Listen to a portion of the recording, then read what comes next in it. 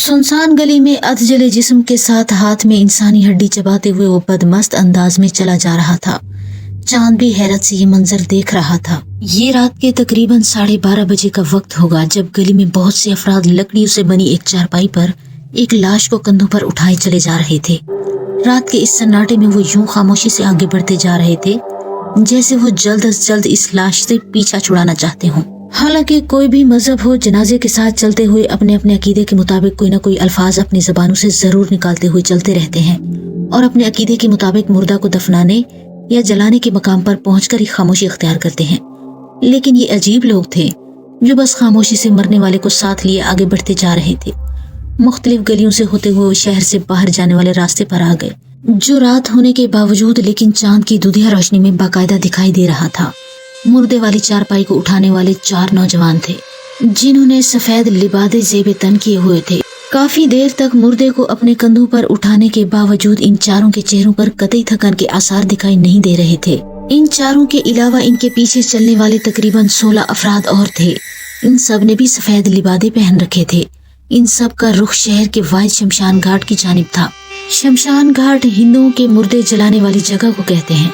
बहुत से दोस्त शायद इसके बारे में ज्यादा ना जानते हों, इसलिए इनकी मालूमात के लिए ये लिखा है। शमशान घाट की इमारत एक बहुत बड़े एरिया में बनाई गई थी जिसके चारों तरफ तकरीबन 6 फुट की पक्की ईंटों से 4 दीवारी तामीर की गई थी और इसकी बाहर वाली दीवार के सामने के रुख सुरमई रंग का लोहे का एक बड़ा सा दरवाजा लगा हुआ था जिस पर एक पुरानी साख का बहुत बड़ा कुफल लगा हुआ था।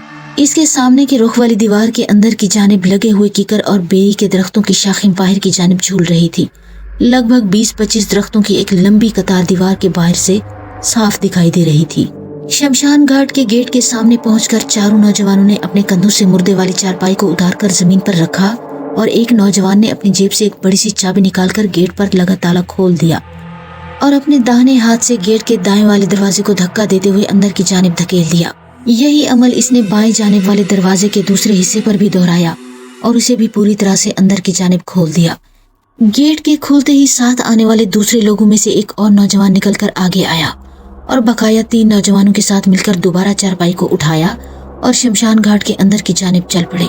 शमशान घाट के अंदर एक मनहूसियत तारी थी। जा बजा झाड़ झनकार फैला हुआ था और एक जानिब सीमेंट से बना हुआ एक बड़ा सा चबूतरा था जिस पर गालिबन पहले किसी मुर्दे को जलाए जाने के बाद इसकी राख फैली हुई थी।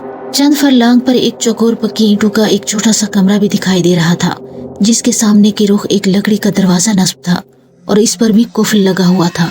लेकिन उन्होंने इसकी तरफ तवज्जो देने की बजाय अपने साथ लाए हुए तेल के कनस्तर और माचिस को एक जानिब बने हुए 3 फुट के सतून पर रख दिया जो गालिबन इसी मकसद के लिए इस्तेमाल होता होगा। कुछ अफराद ने मिलकर मुर्दे को अपने हाथों पर उठाकर सामने मौजूद सीमेंट के चबूतरे पर थोड़े फासले पर लिटा दिया।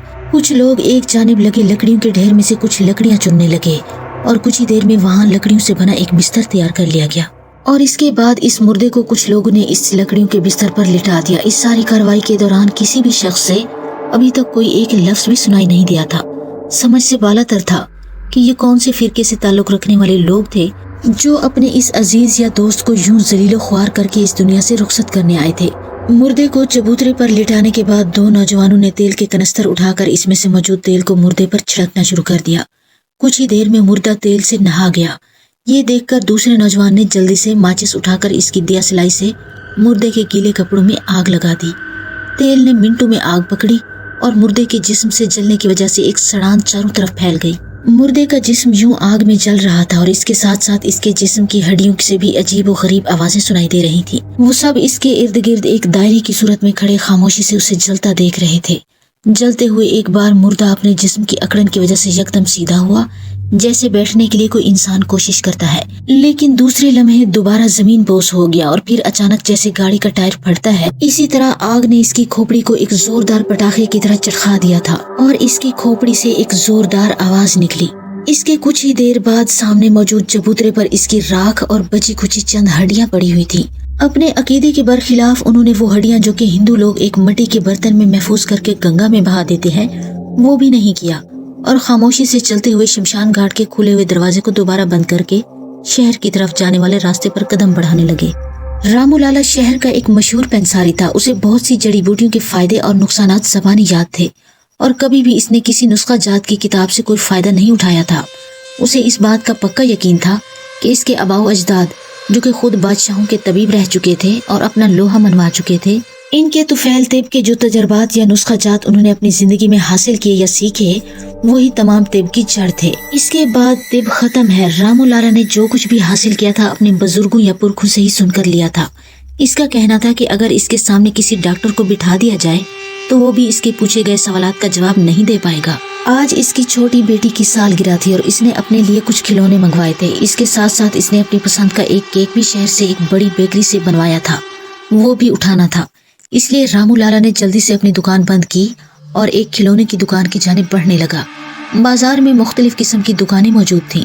इसने एक जान पहचान वाले दुकानदार की दुकान पर पहुंचकर कुछ खिलौने खरीदे और इनका शापर हाथ में पकड़े बेकरी की जानिब कदम बढ़ाए। केक तैयार था। रकम की अदायगी के बाद केक का डब्बा हाथ में उठाए और शापर कंधे पर लटकाए इसने घर की राह ली। घर का फासला ज्यादा नहीं था। कुछ ही देर में वो घर की दहलीज पर था। बेल बजाने पर घर के किसी फर्द ने दरवाजा खोल दिया और वो अंदर बढ़ गया। घर के अंदर इसके दीगर अफराद भी मौजूद थे। इसने खिलौनों का शापर और केक का डब्बा अपनी बड़ी बेटी को पकड़ा दिया, जिसे इसने एहतियात से एक तरफ ले जाकर रख दिया। सालगिरह रात के तकरीबन 8:30 बजे थी और अभी शाम के 6 ही बजे थे। 2.5 घंटे थे और घर के अफराद इसकी तैयारियों में लगे हुए थे। हर कोई अपने हिस्से का काम करने में लगा हुआ था। घर के कुल अफराद मिलाकर और अजीजों अकारिब और बच्चों और दोस्तों को मिलाकर तकरीबन 55 अफराद बनते थे, जिन्हें ये लोग दावतनामों के जरिए मदऊ कर चुके थे। इंतजामात में पता ही नहीं चला कि कब रात का अंधेरा फैलने लगा और रात के 8 बज गए। अब दूर के रिश्तेदार आहिस्ता आहिस्ता घरों में आना शुरू हो चुके थे, जिनके बैठने के लिए मुख्तलिफ कमरों में इंतजाम किया गया था। हर कोई अपने अपने मिजाज के अफराद को अपने अपने ठिकानों पर ले जाकर बिठा रहा था। बच्चे अपने दोस्तों के साथ खुशगपियों में मसरूफ थे और फिर रात के 8:30 बजते ही केक काटने की तैयारी होने लगी। केक कटने के बाद और खाने पीने के बाद इसी तरह तमाम लोग खुशगपियों और खेल कूद में मसरूफ रहने के बाद अपने अपने घरों को लौटने लगे। हल्ला गुल्ला में पता ही नहीं चला कि रात के 11:15 बज चुके थे। आसमान पर चांद अपने जोबन पर था। तारे चमक रहे थे। मौसम बहुत अच्छा हो रहा था। हल्की हल्की हवा भी चल रही थी, जो गालों से टकराती तो नींद आने लगती। राजवंती और शर्मा दोनों बहन भाई भी रामू लाला के घर से निकलकर अपने घर की जानिब चल दिए। इनका घर 2 गलियां छोड़कर गली के दाएं जानिब 3रे नंबर पर था। वो भी रामू लाला के रिश्तेदारों में से थे, इसलिए सालगिरह में इनकी शिरकत भी लाजमी थी। चूंकि रात का अंधेरा फैल चुका था लेकिन चांद की रोशनी भी मौजूद थी और रास्ता भी साफ था, इसलिए वो दोनों आपस में सालगिरह की बातें करते गली में बढ़ते जा रहे थे। कभी कभी गली के आवारा कुत्तों के भौंकने से कोई आवाजें सुनाई दे जाती तो राजवंती घबरा कर अपने भाई के बाजू से लग जाती। इसकी घबराहट से इसका भाई शर्मा बहुत महसूस होता और इसकी बुजदिली पर खूब हंसता। एक गली को खत्म करके जब वो दूसरी गली में दाखिल होने के लिए एक मोड़ मुड़े तो वो मंजर देखकर इनकी दहशत से चीखें निकल गईं। ये रात के तकरीबन 11:15 बजे का वक्त होगा जब शमशान घाट के गेट के सामने लेटे हुए 2 कुत्ते अचानक यूं उछलकर खड़े हो गए जैसे किसी ने इसे अपने हाथों से पकड़कर खड़ा कर दिया हो। कुत्ते अपने सामने नजर आने वाली इस अजीब और गरीब मखलूक को देखकर हल्के हल्के गुर्रा रहे थे, जो शमशान घाट के दरवाजे से कूदकर धम की आवाज से इनके सामने नमूदार हो गई थी। आसमान पर हल्के हल्के बादल थे, जिनकी वजह से चांद की रोशनी कभी कभी जमीन पर पड़ती तो पल भर के लिए आसपास की चीजें दिखाई दे जाती, लेकिन फिर चांद के सामने बादल आने से दोबारा अंधेरा छा जाता। वो दिखाई देने वाली अजीब मखलूक एक इंसानी हिला की सूरत में गेट से कूदी और जब बादल दोबारा एक लम्हा के लिए चांद के सामने से हटे, उफ खुदाया, ये तो वही मुर्दा था जिसे रात वो लोग तारीकी में इसी शमशान घाट के अंदर अपनी नजरों के सामने जला कर गए थे। इसकी जली हुई राख उन्होंने खुद अपनी आंखों के सामने इस सीमेंट के चबूतरे पर बिखरी देखी थी, लेकिन इस वक्त वही मुर्दा जिंदा और बराना हालत में वहाँ मौजूद था। कुत्तों के गुर्राने से यूं लग रहा था जैसे वो इस अजीब मखलूक से खौफजदा हो गए हों, लेकिन खौफ की शिद्दत से इनके मुंह से भौंकने की आवाजें न निकल पा रही हूँ।